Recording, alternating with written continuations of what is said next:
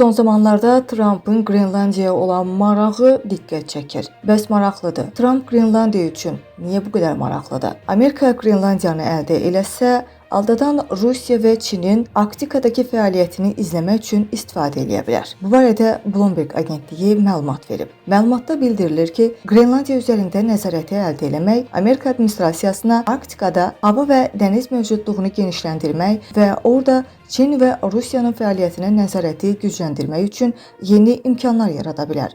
Məlumata görə hazırda adada Amerika Hərbi Hava Qüvvələrinin şimal bazası, həmçinin raket təhdidlərini müəyyən etmək və kosmosa nəzarət etmək üçün istifadə edilən radar stansiyaları mövcuddur. Bundan əlavə, Vaşinqton Qrenlandiyanın zəngin mineral ehtiyatları ilə maraqlanır.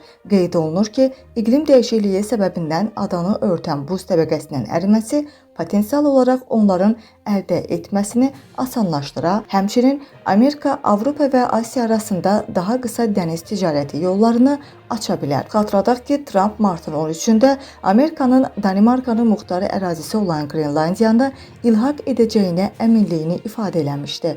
Amerika lideri dəfələrlə bildirib ki, Qrenlandiya Amerikaya qoşulmalıdır.